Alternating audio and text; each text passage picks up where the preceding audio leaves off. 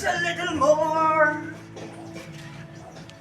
I saw the evening, fading shadows, wonder what's the love lay down to sacrifice.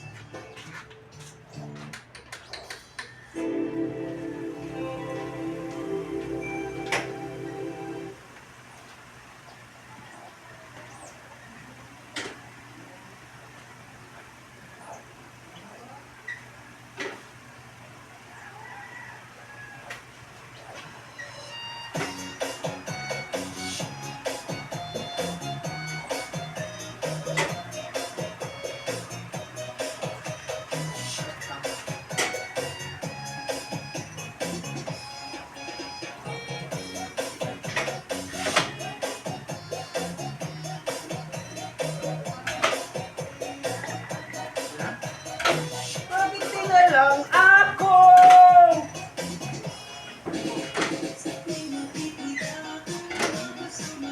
Tayo.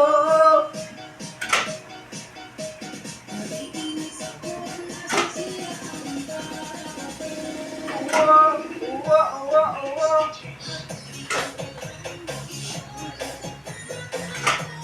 Uwa, uwa, uwa.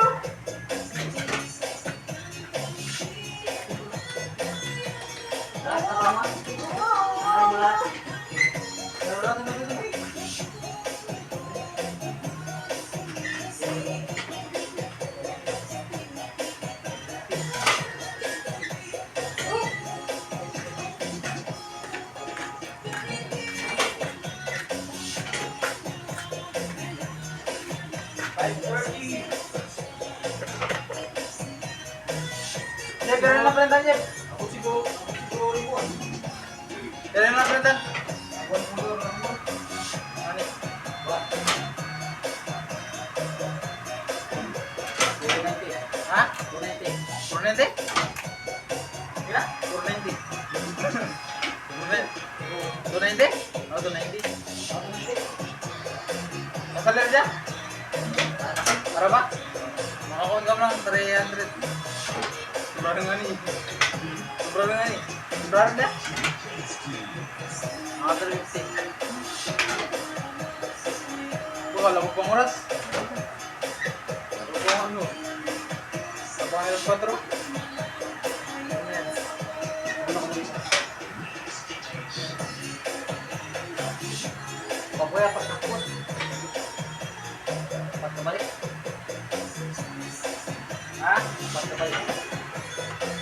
Pagkabalik.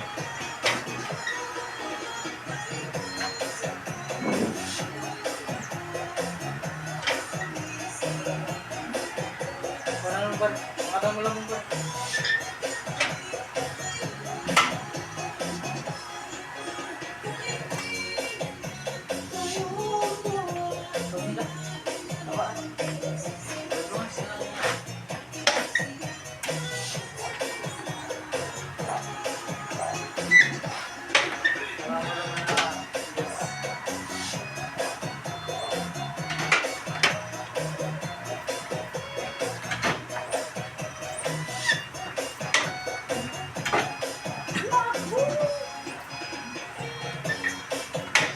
Kayong dalawa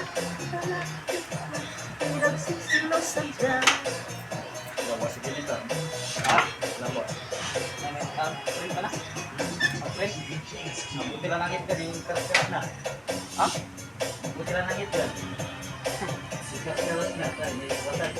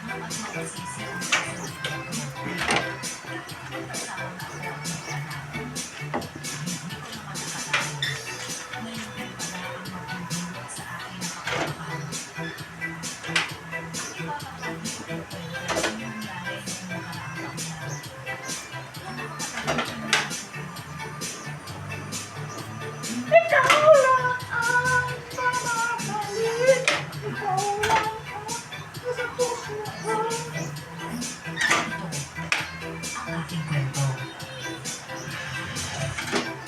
Bago ko po simulan Labaw, labaw. ang storya, Labaw, huwag lang mag-subscribe bilang suporta sa ating channel. Dalawa ka. Huwag kang magalala, Wala Insan. na. Speaker lang. Mababait naman yung mag-asawa mo. Saka, matagal ko na din silang kakilala. Sugay na namin ng ate mo yung mga yan sa coffee shop. Eh wala namang problema doon, Insan. Ang akin lang, mamimiss ko itong mga pamangkin kong to. Eh, tawagan mo na lang sila anytime. Hindi ka rin naman makakalimutan ng mga yan, panigurado. Mahigpit kong niyakap si Nika, ang 4 na taong gulang kong pamangkin. Pamangkol. 1 taon pa lang siya noong magsimula akong alagaan siya. Kaya naman parang anak ko na din talaga siya. Hindi ko napigilan ang pamumuo ng luha sa mga mata ko. Magmamigrate na kasi sila sa Canada at doon na sila maninirahan. Basta, huwag mong kalilimutan ng Tita Lenlen, ha? Magpapakapait ka doon. Tumango naman ang bata at ngumiti sa akin. Yumakap pa ito ng kasing higpit ng yakap ko. Lalo na akong naiyak nung punasan ni Nika ang luha ko at sinabihan akong dapat lagi akong masaya. Huli ka na, Nika. Magpahinga ka na. Tsaka magpapahinga na din to si Tita Lenlen nyo. Maaga ko pa siyang ihatid ko sa pagtatrabaho niya. Oo nga pala. Oo. Pwede bang dito na lang muna si Nika sa akin matulog? Tulog. Oo, sige. Sige. Mukhang mahimbing nga ang tulog ng batang yun kapag nandito sa'yo. Ayaw yata ng ko na kwarto. Hayaan mo na, Insan. Last naman na ngayon eh. Anong oras na kami natulog ni Nika? Nakipagkwentuhan lang ako sa kanya magdamag. Mabigat ang pag-ooban ko. Hindi ko akalain na magiging napakahirap sa akin ang paglayo nila. Nang tuluyang makatulog si Nika, sinilip ko naman ang mag-ate sa kabilang silid. 3 Marias kasi sila na binabantayan ko. Mas focus nga lang ako kay Nika dahil itong bunso at yung dalawa ay medyo malalaki na. Matapos kumutan at halikan sa noo, bumalik na din ako sa kwarto ko at sandaling pinagsawa ang mga mata kay Nika bago tuluyang nakatulog. Tatlo din ang anak ni Mr. at Mrs. Sandoval. May 2 silang kambal na babae at lalaki. Malalaki na pero yung isa 7 taon lamang. Lalaki naman yun. Kaya sa palagay ko, yun yung mga magiging alaga mo. Parang si Nika din pala. Lalaki lang at mas matanda ng ilang taon. Mabuti naman at hindi ako malulungkot ng gusto. Basta pinsan ha. Pagbutuin mo lang. Galante naman yung mag-asawang yun at mamabait pa. Nandito na pala tayo. Inaasahan ka naman nila ngayong araw. Sasamahan pa ba kita sa loob? Ay naku, wag na. Baka mahuli na kayo sa flight nyo. Okay na ako dito. Ganun ba? O siya, sige na. Mag-iingat ka, Lenlen ha. Kayo din, Insan, ha? Salamat nga pala sa lahat ng tulong nyo ni Carla sa akin. Sana makarating kayo sa Canada ng ligtas. Wala yun. Salamat din sa pagiging mabuting tita sa mga anak ko. Kaya mo, once a year, padadalahan kita ng box. Talaga? Pangako mo yan ah. Oo naman, no? O siya, sige na. Ayun na, oh. Bukas na yung gate.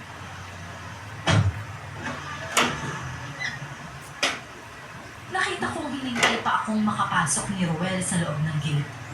Pagkatapos ay kumaway lang siya sa mag-asawang magiging bago kong amo. Saka tuluyang umalis. Hindi nagbibiro si Ruel nang sabihin niyang sobrang yaman ng mag-asawa. Napakagara ng napakalaking bahay ng Dry skin, glow bomb, it's a hydration situation. Hydro Boost Water Gel packs with hyaluronic acid and NMX for 5 times hydration, 80% stronger moisture barrier for plump, dewy skin. Buy dry skin, you can glow now. Choose Mantos or Mawala with speeds. PBS. Enjoy 3 months of HBO Go. Free installation to save 2,600 pesos when you apply today.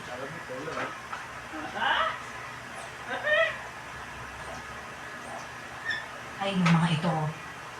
May fountain pa sa labas at Bermuda grass sa paligid. Matapos ang maikling interview sa akin ng mag-asawa, pinagkatiwala na nila ako sa isang matandang babae.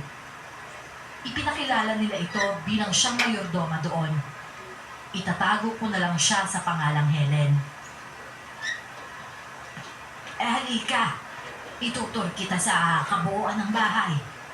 Kahit pagiging yaya lang sa mga bata ang trabaho mo, dapat alam mo din ang pasikot-sikot dito. May mga rules din sa pamamahay na to na dapat mong sundin bilang baguhan ka pa lang dito. Hindi ka naman siguro ganun ka-curious na tao, hindi ba? Marunong naman po akong sumunod sa mga rules. Mabuti naman kung gano'n. Tatagal ka dito basta't marunong ka lang sumunod. Ito ang kwarto ng kambal na Rona at Ronnie. Wag na wag kang papasok dyan, lalo na kung nag-iisa ka. Dapat kasama mo ako. Naiintindihan mo ba? Pero, paano po yun? Hindi po ba yaya nila ako?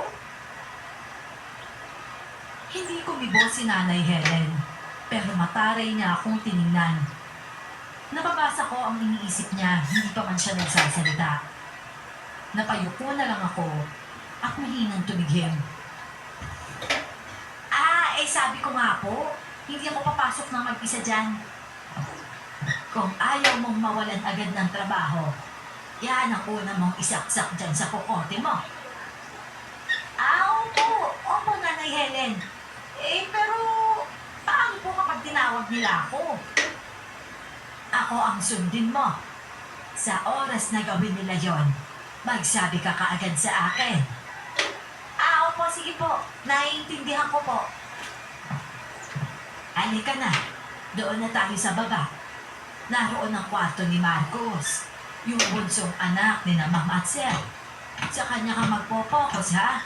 Lahat ikaw ang gagawa. Doon po ba sa kwarto niya? Pwede po ako. Abay, oo naman. Ikaw ang magpapatulog sa kanya. Walang problema sa batang yun. Bibo at makulit. Habaan mo lang ang pasensya mo dahil nakakaintindi naman na siya. Eto ang kwarto niya. Wala kang pakikialaman dyan, ha? Si Marcos lang ang obligasyon mo, hindi ang kwarto niya. Sige ho. Naiintindihan ko ho. Halika na. Doon na tayo sa kusina at may mahalaga akong sasabihin. Bago lisanin ang kwarto ni Marcos, hindi ko mapigilang magpusisa sa kwarto ng bata. Imbis kasi mga laruan ang makita ko doon, napansin ko ang kakaibang mga display sa kwarto nito. Bukod sa nakasabit na bawang sa pintuan, may nakasabit ding parang buntot ng kung anong hayop sa dingding. Dito naman sa kitchen, itong rep na may kandado. Obvious naman na hindi mo pwedeng buksan, hindi ba? Huwag mo na lang tangkain para hindi mo pagsisihan. Lalo lang akong nabirduhan. Pakiramdam ko kasi Wala pa man ay napakarami na nilang inililihim sa akin. Kinabahan tuloy ako na hindi ko mawari. Iginala ko ang paningin sa buong bahay. Mukha naman yung maayos, maaliwalas nga at maluwang.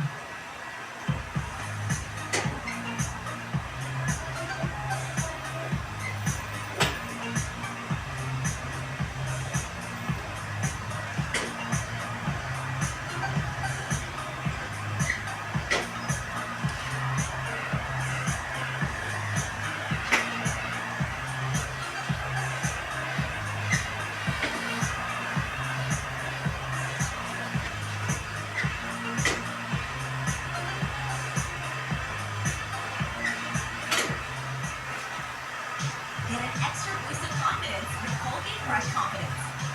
Now with ultra-freeze technology for 10 times longer lasting cooling. Try Colgate Fresh Confidence. Now with ultra-freeze technology. Wala akong makitang negatibo maliban sa pinagsasasabi ng matandang kausap ko. Ito naman si Miguel. Yan ang hardinero, houseboy at tagalinis siya dito. Ako naman ang toka sa pagluluto. Walang ibang pwedeng makialam sa kusina na to kung hindi ako lang. Kung may gusto kang lutuin, may kalandibyutin, yun ang gagamitin mo. Oo nga pala po, Nanay Helen. Ano po kasi, hindi po ako palakain ng karne talaga. Gulay. Di bumili ka ng sarili mong pagkain. Mahilig sa karne ang pamilyang to, lalo na yung kambal. Walang kumakain ng gulay at isda dito. Ayoko din ang amoy ng malansang isda. Kaya doon mo sa dirty kitchen asikasuhin yung mga magiging pagkain mo. Oo, sige ho. Dirty Iminumiti kitchen. sa akin yung Miguel saka bumalik sa paglilinis. Nagpupuna siya ng mga figurin sa mga istanteng naroon. Napansin ko lang na parang kahit nakangiti siya, iba ang itsura ng mga mata niya. Hindi ko alam kung ano yon, kaya pinagsawalang bahala ko na lang muna. Ang iniisip ko nung oras na yon, baka may personal lang siyang problema na hindi kayang itago ng mga mata niya. Eto naman ang magiging kwarto mo. Ayusin mo na lang ang lahat ng dapat mong ayusin. Magpahinga ka hanggang hapon. Pagkatapos ng hapunan mamaya magsisimula ka na sa trabaho mo. Entiendes? Anong sabi nyo? Entiendes mo? Boba! Ang tinatanong ko ay kung naiintindihan mo. English Yun naman pala po. Oo naman ho, naiintindihan ko ho. Mabuti naman kung gano'n. Iiwanan na kita. Pagbalik ko ayokong makikita na may kalat-kalat na gamit sa kwartong to.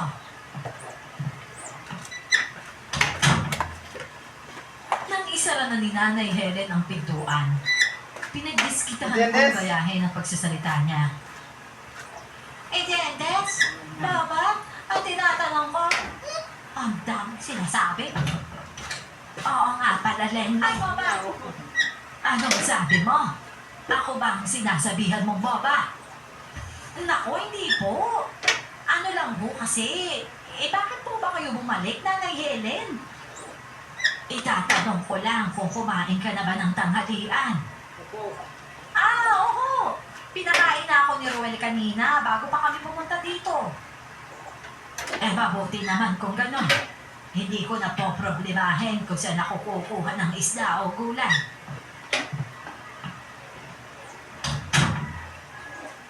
Nang lumabas siya ay siniguro ko nang hindi na siya babalik ulit. Bakit kasi may salita siyang binabanggit na hindi ko naman maintindihan?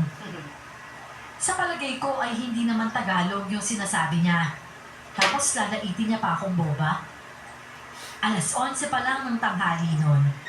Mabilis ko lang namang naiayos ang kokonti kong mga gamit. Maya-maya pa ay nahiga na ako. Para makatulog ay inilagay ko pa sa tenga ko ang headset at nagpatugtog ng mga paborito kong kanta. Hindi ko na namalayan kung gaano na ako katagal na nahihimbing. Basta't nagising ako sa malakas na yugyog sa magkabila kong balikat. Nang idilat ko ang mga mata, galit na mukha ni Nanay Helen ang namulatan ko. Lente ka namang bata ka, oo. Kanina pa akong katok ng katok. Kaya naman pala hindi mo ako naririnig eh. May nakasok-sok na malaking cotton buds dyan sa tenga mo. Eh, pasensya na ho kayo, Nanay Helen. Nakatulog ho ako eh. Kaya ako hindi ito cotton buds. Earphone po ito.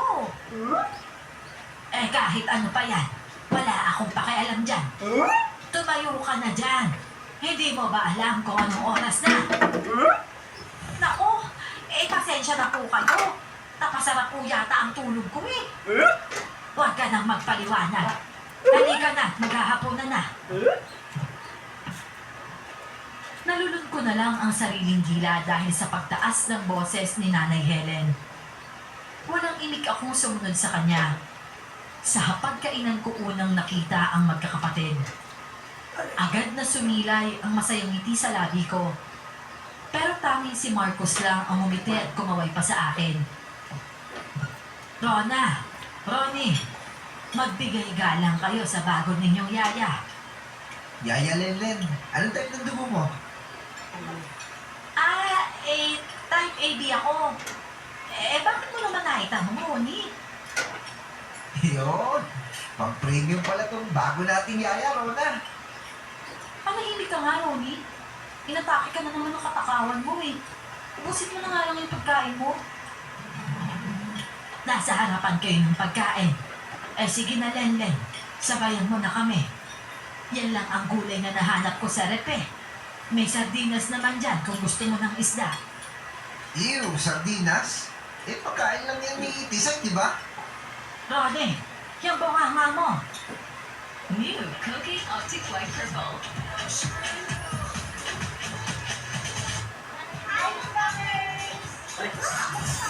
Dahil sa katiling germs na naiwan ng ordinary liquids, dapat Joy Antibac. Mas tanggalan sa mga germs. Pati amoy. So, ma-enjoy sa Kiss Joy. Sino naman si Tisay, Ronnie? Di yung aso namin sa labas. Yan yung kinakain niya minsan eh. Para sa kanya lang yung mga sardinas na yan. Pinapakain niyo lang sa asong makarel na to? Ako'y sosyal naman pala ang mga alaga niyo, Ronnie. Sa amin sa probinsya, espesyal na yung ganito eh. Nakita ko kung paano irapan at sipain ng talhin ni Rona ang kakambal niya. Natatawa si Ronnie at ramdam ko namang pinagtitripan lang ako nito. Sitaw at pechay bagyo na iginisa lang ang nasa plato ko. Nanguha ko ng isang sardinas at isinalin yon sa mangkok. Pero nang tikman ko na yung gulay, halos mailuwa ko ulit yun. Wala kasi yung kalasa-lasa. Nang tingnan ko naman ang kinakain nila, puro laman yon ng karne na tila inihaw ng hindi maayos. Bakit, Lenden? May problema ba sa luto ko at mga pagkain namin? Wala naman ho, Nanay. Napaso ho kasi yung dila ko sa sobrang init. Ganun ba? Hipan mo kasi. Pati ba naman sa pagkain, tanga ka? Hindi na po mauulit. Huwag po kayong mag-alala. Nanay Helen, pwede bang ihiwalay mo na lang sa amin yung babaeng yan? Para kami may kasalong aso sa pagkainan na to eh. Nakakadiri kasi yung amoy. Nako. Sige na nga. Pumasok ka na lang muna sa kwarto mo, Lenlen. Doon ka na lang muna kumain. May maliit na lumisita naman doon, hindi ba? Sa susunod na kakain ka ng sardinas, huwag ka na muna palang sumabay sa kambal. Nakalimutan ko kasing sabihin na ayaw nga pala nila sa mga ganyang amoy. Sige ho, Nanay. Pasensya na ho. Bit-bit ang mga pagkain. Muli akong bumalik sa kwarto ko. Wala pa man ay naiirita na ako sa ugali ng mga tao sa bahay na yon.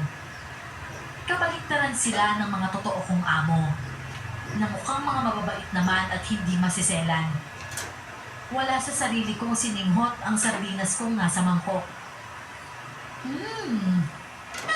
mali sa amoy nito. Ang bango-bango nga at ang sarap-sarap pa. Hindi lang nila alam kung gaano kasarap pang nilalait nilang pagkain, no? Mas healthy pa nga ito kaysa sa nilalantakan nilang karne na may dugo-dugo pa.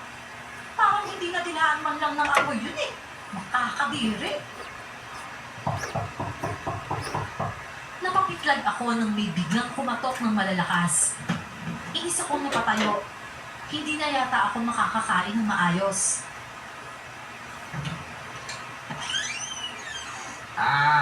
Lenlen, yayayain sana kita dun sa garden eh.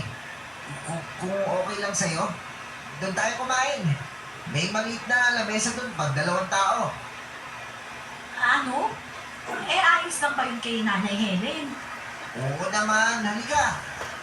Wala kang kasabay dyan, oh. Malungkot kumain ng nag-iisa. Napakaganda ng ngiti niya ng mga sandaling yon. Nakakadala naman talaga. Napatango na lang ako at pusang loob na pinaunlakan ng imbitasyon niya. Sa likod bahay kami pumwesto. Doon ay tanaw ang napakalawak na bakanting lupain. Natatamnan pa yon ng mga matataas na damo habang ang kinaroroonan namin. Alaga naman sa magagandang halaman at bermuda grass. Ang lawak pa pala dyan mo. Patayan pa kaya ng mga kabahayan? Oo. Sakop yan ng boundary nitong subdivision. Siguro kung may makakabili ng lupa, magkakaroon na tayo ng kapitbahay. Eh, oo nga pala ha. Huwag mo na sanang babanggitin kay Nanay Helen. May asin ba sila sa kusina? Wala bang lasa? May nakatabi akong pampalasa doon. Kaya din talaga ako mihiwalay sa pagkain eh. Para nagagawa ko yung gusto kong lasa sa pagkain ko. Kadalasan, nagluluto ko ng sarili ko. Talaga? Eh, pwede bang makahingi kahit asin lang? Para kasing nilaga lang itong mga gulay sa tubig. Kahit ginisa naman talaga to. Teka. Sandali. Kukuha ko sa kwarto. Hintayin mo ako dito, ha? Ngumiti naman ako at tumango. Habang wala si Miguel, napatitig ako sa kaparehong karne na nasa plato niya. Pulang-pula ang loob nun. Nakikita ko pa nga ang pagkakatas ng pulang likido dahil nabawasan niya din kahit papano. Makailang beses akong napalunok at pinipigilan ang sariling maduwal. Para kasi ako kinikilabutan na hindi ko mawari. Napapatanong na lang ako sa sarili ko kung ano kayang lasa ng ganong pagkain. Naku, mukhang mahihirapan yata akong hulihin ang loob ng kambal, no? Nakakalungkot naman kung gano'n. Sa palagay mo, bakit kaya lumaking pilyo yung si Ronnie? Tapos matari at ilag naman yung si Rona. Mabubuti naman yung mga magulang nila, di ba? Alam mo, mas makakabuti ba na hayaan mo na lang sila? Huwag ka na mag-effort para mapalapit sa kanila. Mag-focus ka na lang sa bunsong anak na si Marcos. Pero babayaran kasi ako nila Ma'am at Sir ng tama. Gusto ko namang suklian nyo ng maayos na serbisyo. Hayaan mo, makukuha ko din ang loob ng mga yon. Basta, ang sa akin lang ayokong sandali lang kita makakasama dito, Lenlen. Ilang yaya na ang dumating dito. Nagpataig sila sa kuryosidad nila. Kaya yun, hindi na nagtagal. Mamatay. Sa sinabing yun ni Miguel, muling nabuhay ang kuryosidad ko. Binong nagsisimula pa lang sa bahay na yon, aaminin kong nahihigitan ng pagiging curious ko ang katinoan ng utak ko. Matigas talaga ang ulo ko sa maraming pagkakataon. Lalo pa at hindi ako basta sumusuko sa ibang bagay. Bakit ba para ka namang nagbabanta sa sinasabi mong yan, Miguel? Ano ba talagang nililihim ng pamilyang to? Ayan na nga. Nagsisimula ka na magtanong-tanong at makyurious. Alisin mo na lang sa isip mo lahat ng nakikita mo na hindi tama o normal. Sundin mo na lang lahat ng rules at gawin mo na lang ang trabaho mo. Makakaipon ka at balang araw makakalis ka na din dito. Alam mo, ikaw, ginagatungan mo lang yung mga tanong ko eh. Wala na nga akong nakukuha ang sagot, lalo lang tuloy na dadagdagan. may alam ka nga sa lihim nila, no? Ay, nako. Halika na't baka hinahanap ka na ni Madam Helen. Masisermonan ka nun. Grabe, napakadamot naman ito. Mapagkakatiwalaan mo naman ako eh. O sige na, ipasok mo na yan sa kusina. Mamaya hugasan ko na yung mga yan. Matapos noon ay narinig ko na nga ang malakas na pagtawag ni Nanay Helen mula sa sala. Marahas lang ako na pabuntong hininga at nagtungo doon. Nakaligpit na ang hapag pagdating ko, pero nandun pa din ang magkakapatid. Tahimik lang na nakaupo. Hindi ko maiwasang kabahan sa magkakaibang paraan ng pagtitig nila sa akin. Si Ronnie, nakangisi. Samantalang si Rona naman, matalim ang tingin. Si Marcos lang ang totoong nakamiti sa akin at parang excited na makaharap ako. Ipakilala mo ng maayos ang sarili mo at ganun din ang gagawin nila. Sabihin mo na din ang mga boundaries mo para alam nila kung paano kanila re-respetuhin. Ano ho? Boundaries ho? Boundaries? Limitasyon? Ay nako, huwag na nga lang. Wala din naman akong planong makipaglapit sa'yo eh. Sige na, naantok na ako. Rona! Babalik ka sa pagkakaupo mo. Eh ano ba naman kasi itong kinuha ng bagong yaya, Nay? Walang kwentang makipag-usap sa ganyan. Nagsasayang lang ako ng oras. Sige na, Lenlen. Magsimula ka na. Ako si Lenlen. 40 years old na ako. Ano ka, Kinder? Sabihin mo na din kaya sa amin kung saan ka nakatira, yung paborito mong kulay, prutas, tsaka kulay. Tumihigil ka na nga, Ronnie. Nakagat ko ang pang-ibabang labi sa kahihiyan. Hindi ko inakala na ganito sila kabastos at kawalang modo. Gayunpaman, hinamig ko ang sarili at nagsimula ulit sa mas kaswan na pagsasalita. Ate Lenlen na lang ang itawag niyo sa akin. Wala naman akong limitasyon. Hanggat kailangan niyo ako, matatawag niyo ako at maaasahan. Sigurado ka ah. Down to few. Under the heat, I am always confident. Best ever down. 2 times perfume against sweat. No matter what blows. 2 times grooming perfume for only the home. Italian fashion. E paano? Okay na ba yun, Nay? Wala akong panahon makipagkilala sa kanya. Eh, tigil na natin to.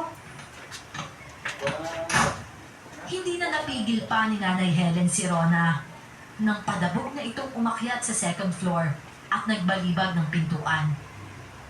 Naiwan naman si Ronnie na hindi nawawala ang kakaibang ngisi sa mukha.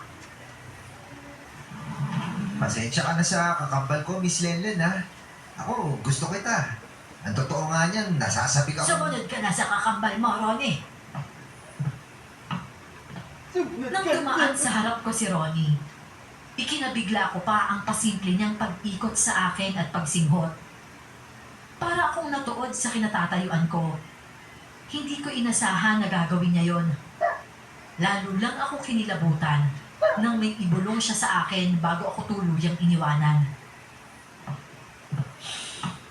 Ang bango-bango mo, Miss Lenlen, ha? Hindi tuloy ako nabusog sa kinain ko dahil sa'yo. Yaya! Yaya! Halika na sa room ko. Maglalaro tayo ng cars at airplanes ko. Ha? Eh, oo naman, Marcos. Ano, halika na. 9:00. Dapat nakahilamos na yung batang yan, Lenlen. Pagkatapos, bago mag 10:00, dapat tulog na siya. Oo, naiintindihan ko ho, Nanay Helen. Sinunod ko naman ang plano niya. Na-enjoy ko din ang pakikipaglaro kay Marcos. Napansin ko na hindi siya tulad ng ate't kuya niya. Mabait siyang bata, masiyahin at madaldal. Minsan nga lang, meron akong hindi nauunawaan sa mga sinasabi niya. Medyo bulol pa kasi siya sa edad na 6. Ang totoo, dinaig pa siya ni Nika sa pagsasalita. Nasiguro mo na bang himbing na si Marcos? Gabi-gabing binibisita ng mag-asawa ang kwarto niya. Inaamoy ang buhok kung napaliguan ba. Huwag po kayong mag-alala, Nanay Helen. Malinis po si Marcos at mahimbing na po. Ano pong musunod kong gagawin? Abay, ano pa nga ba? Magpahinga ka na. Ano ho? Hindi pa ko ako inaantok eh. Di mag-gadgets ka. Mag-cellphone ka. Basta't pumasok ka na sa kwarto mo. Ano man ang marinig mo, ipagsawalang bahala mo na lang. At huwag ka nang lalabas. Entiendes? Nakatago na lang ako. Ayoko pa sanang pumasok sa kwarto ko. Gusto kong magpunta dun sa likuran kung saan kami kumain ni Miguel kanina. Nakikita kong medyo malakas ang hangin doon at masarap tumambay. Ang kaso, nakabantay si Nanay Helen sa gilid ng pintuan palabas sa likod bahay. Wala akong nagawa kung hindi ang pumasok na lang sa kwarto ko at kininginitian ng matanda. Ay nako, ang boring naman pala dito. Ang laki-laki nga ng bahay, wala naman kahit TV man lang na mapaglilibangan. Ang gagawin ko sa cellphone ko, wala naman silang wifi. Dahil doon ay naalala kong may downloaded videos nga pala ako ng Bangungot Diaries. Nangiti ako at nagpatay na din ako ng ilaw at kontentong nahiga. Ang plano ko, bago mag 12:00 dapat ay tulog na ako. Hindi kasi ako pwedeng malate ng gising bukas. Hanggang sa hindi ko na malayang 12:00 na pala ng madaling araw. Nawala lang ako sa konsentrasyon sa pakikinig nang makarinig ako ng hindi maipaliwanag na mga angil. Parang nanggagaling sa hayop. Maya-maya pa, lumakas na din ang mga yon. Saka ko napagtanto, tila yun atungal ng isang asong nasasaktan. Namunot ang noo ko. Tatayo na sana ako para hanapin ang pinanggagalingan nun nang may maalala akong bilin ni Nanay Helen. Ay nako, bahala na nga sila dyan. Makikinig na nga lang ako dito kay Miss Clark kaysa ma-stress sa mga sikreto nila. Basta't pasahurin nila ako ng tama, walang magiging problema sa amin yan. Inakala kong magagawa kong baliwalain ang naririnig ko. Pero napakalakas kasi nun sa pandinig ko. Saka para yung ginugulpi talaga at hinahampas ng kung anong bagay. Lahat na ng posisyon, wag ko lang silang marinig ay ginawa ko na. Kulang na lang, pagkasyahin ko na rin ang katawan sa ilalim ng mababa kong higaan. Matakasan lang ang nakakakilabot na tunog na yon. Oh, ang aga mo dito ah. Eto kape mo. Pinagtimpla kita kanina nung mapansin kitang lumabas dito. Ano ba kasing tunog yun? Tiningnan ko naman si Tisay kanina, okay naman siya. Hindi naman siya mukhang binutbog. Bakit? Ano ba naririnig mo? Hayop na sinasaktan. Abay, napakaingay. Oo nga pala. Kabilugan kagabi. Hayaan mo na lang. Twice a month lang naman nangyayari yung ganyan. Tuwing full moon at new moon lang. Ano? Bakit? Ano ba meron tuwing bilog ang buwan? Ano yung sinasaktan at sino yung nananakit?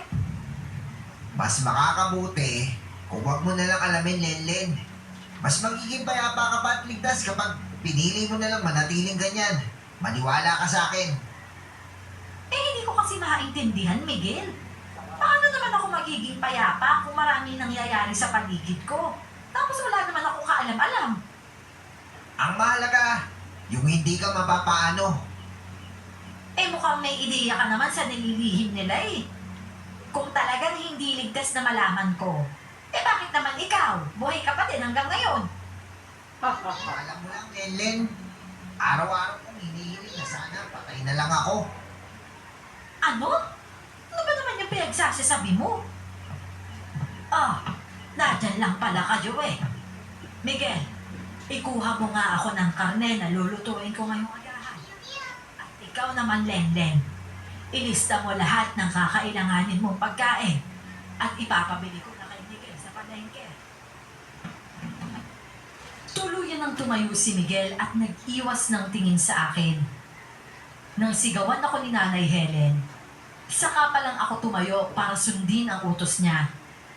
Nilista ko ang lahat ng kailangan ko. Maging yung mga dapat bilihin sa groceries ay isinama ko na din. Pwede naman po sanang ako na lang ang bumili ng mga yan, Nanay Helen. May mga kailangan din po kasi ako na babae dapat ang mamili. Gaya ng napkin na pinapantapan mo tuwing may regla ka. Oo, yun nga. Walang gumagamit ng ganun dito.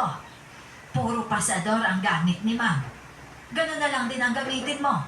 Makakatulong ka na sa kalikasan, bawas gastusin pa. Pero Nanay Helen naman, wala nang pero-pero. Sumunod ka na lang. Sige ho. Aalisin ko. Tag-ulan. Walang araw ang sinampay. Sa blanket. Sa puno. Meron sa kanya. Ariel with Downy. Deep cleans full of causing stains, kaya may mahong parang bilad sa araw. Ariel! Isin ko na lang ho yung inilista kong napkin.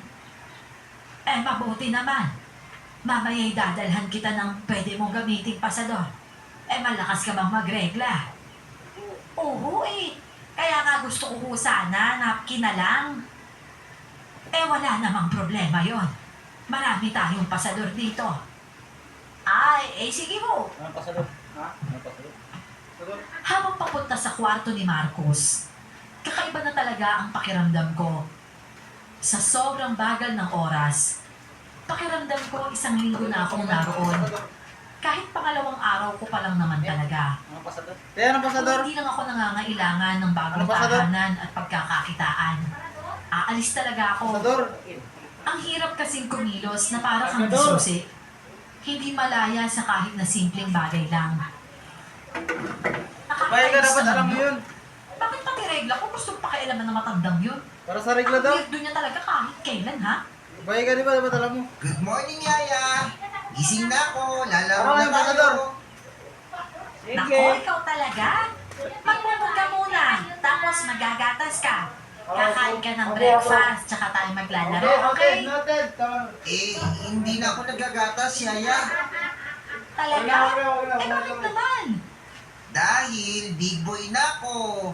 Kakain na ako ng oatmeal at fruits. Wow! Very good ka naman pala Siyempre, ayoko kayang laging pinapalo gaya ni na ate at kuya. Ano? Pinapalo sila ate at kuya mo? Nino? Gising ka na pala, Marcos. Halika na sa kusina. Ipaghahain na kita ng pagkain mo. Okay po, Nanay Helen. Yaya, halika na. Kakain na tayo. Pilit akong ngumiti kahit nang tingnan ako ni Nanay Helen ng matalim. Alam kong may ibig sabihin yon. Para siyang nagbabanta na hindi ko mawari. Nakialmusal ako ng oats kay Marcos, gayon din ng prutas. Pagkatapos ay sinubukan ko siyang yayain na lumabas para makapagpainit man lang o kahit makatakbo-takbo lang siya sa labas. Pero mariing tumutol doon si Nanay Helen. Hindi mo maganda sa kalusugan ng isang bata na tumatakbo paminsan-minsan. Pati na din ho yan, ang sikat ng araw sa umaga. Bakit? Ikaw ba ang nanay ng batang yan? Hindi mo ba alam na may mga batang sensitive sa alikabok? Napalingon ako kay Marcos. Natameme ako. Hindi ko kasi naisip yon. Ang totoo ay napuputlaan kasi ako sa bata. Alam ko na kailangan niya ng mga outdoor activities dahil ganon ang madalas na gawin namin ng mga pamangkin ko. Hindi lilipas ang 1 buwan na hindi sila na ilalabas ng mga magulang nila. Sa susunod kasi ha, Len, bago ka magdesisyon, lalo na ng tungkol sa mga bata, isang guni mo muna sa akin. Hindi porket yaya ka, magpipiling ka na na alam mong lahat. Ako pa din ang mas nakakakilala sa kanila. Naiintindihan mo ba, ha? Tumango na lang ako at yumuko. Laking pasasalamat ko naman nang hilahin ni Marcos ang kamay ko at niyaya na lang sa kwarto niya. Bawal talaga ako lumabas, Yaya. Magkakasakit daw kasi ako eh. Naiintindihan ko na, Marcos. Pasensya ka na ha. Siguro ginagala na naman kayo ng mamatapan nyo, hindi ba? Ano yung iginagala, Yaya? Pagkain ba yun? Aba, hindi kayo lumalabas? Para kunwari, manood ng sine. O di kaya naman kumain sa Jollibee. Sorry, Yaya. Hindi ko maintindihan eh. Ano ba kasi yung sinasabi mo? Hindi ko mapigilang maawa sa bata. Ako nga na hindi graduate ng grade 6, danas ang ganong buhay. Samantalang sila na napapalibutan ng karangyaan. Mukhang hindi man lang naranasan ang ganda ng mundo sa labas. Hayaan mo na. Kalimutan mo na lang yung mga sinabi ni Yaya, ha? Laro na lang tayo. Ano pa bang ibang laruan mo bukod sa cars at saka sa airplanes? Wala na. Ito lang po kasi yung gusto ko eh. Hanggang sa magtanghalian at hapunan na, nasa loob lang kami ng kwarto ni Marcos. Hindi naman siya malikot at lalong hindi pasaway. Halos matapos ko na nga ang binabasa ko dahil sa sobrang boring. Sa palagay ko nga, kahit walang yaya ang bata, hindi na mo problema si Nanay Helen doon. Maghapon lang kasi itong naglalaro sa kwarto nito. Minsan, binabasahan ko siya ng storybook niya, gaya ng sa mga pamangkin ko. Pero bibihira lang yon. Kapag gusto niya lang, kapag nanawa sa laro, ay nagkukulay o nagdodrawing naman ito ng kung ano-ano. Yaya, tignan mo. Nakakita ka na ba ng ganyan? Ano ba yan, Marcos? Tao? Eh pero bakit ganyan yung tenga nila? Hindi po to tao, Yaya. Eh akin na nga, titingnan ko ng maigi. Tsaka pwede mo bang sabihin kung ano tong dinrawing mo? Kaibigan namin yan, Yaya. Isis! Ang hugas, babe!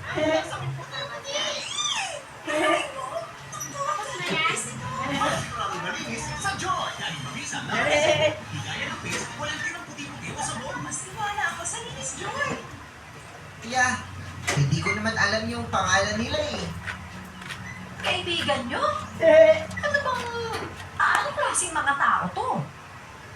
Hindi sila tao, Yaya. Kinabahan ako. Pwede namang nag-i-imagine lang ang bata.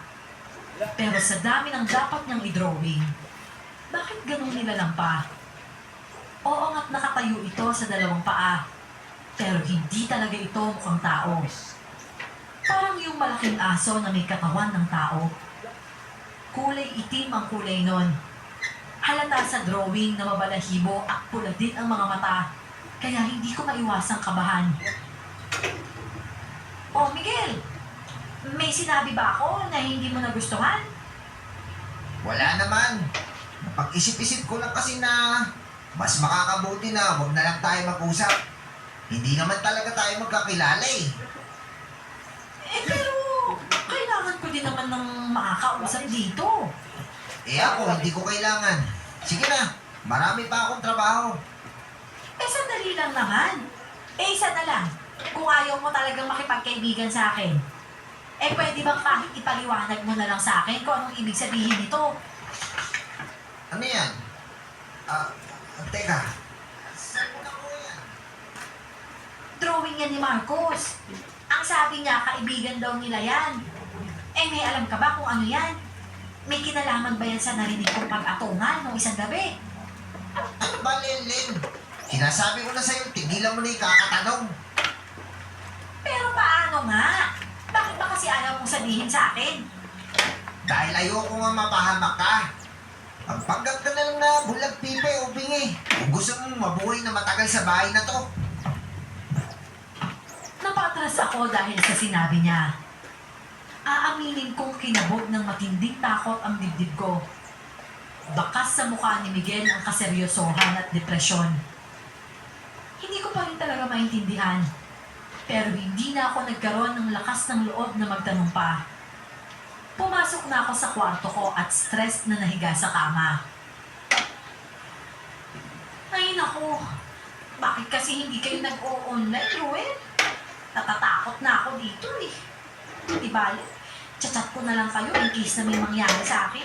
Alam niyo kung sino hahabulin. Eh, sana naman mabasa niyo to sa lalong madaling panahon.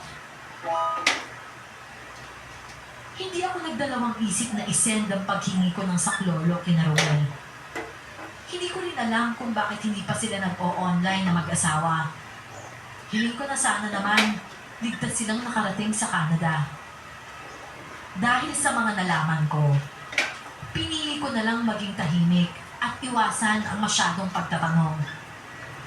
Ginawa ko na lang kung ano ang trabaho ko.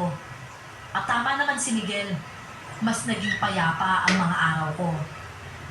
Hindi niya na din ako kinakausap, pero minsan ay nahuhuli ko siyang nakamasid lang sa akin. Yaya? Yaya Lenlen? Ay naku, teka nga muna sandali. Hindi din. What is it?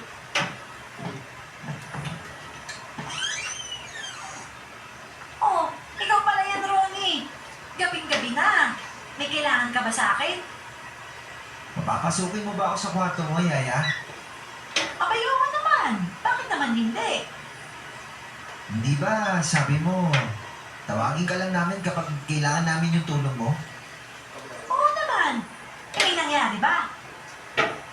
Iyayayain sana kita sa kwarto namin ni Rona. May ipapaabot lang sana kami laruan na sumabit sa kawad ng kuryente. Ako lang ba mag-isa? Eh, bakit hindi si Kuya Miguel nyo? Maliit lang kasi ako eh. Baka hindi ko rin maabot yun. Abot mo yun, Yaya. Saka hindi naman dito sa loob ng bahay natutulog si Kuya Miguel eh. Kaya halika na. Eh, alam mo kasi, Ronnie, kaya bilin-bilinan ni Nanay Helen na natahimik ako nang tuluyang hawakan ni Ronnie ang kamay ko. At ubod ng tamis na humiti sa akin. Parang nilusaw ng ngiting yun lahat ng agam-agam sa isip ko. Sa loob kasi ng 2 linggo na naroon ako, panay ngisi at simangot lang ang napapala ko sa kanila ng kakambal ng si Rona. Noon ko lang siya nakitang ngumiti ng ganun kaganda. Kaya naman mabilis akong napatayo at sumunod na rin sa kanya. Papasok na lang sana kami sa kwarto nila nang biglang dumating si Nanay Helen. Anong ginagawa?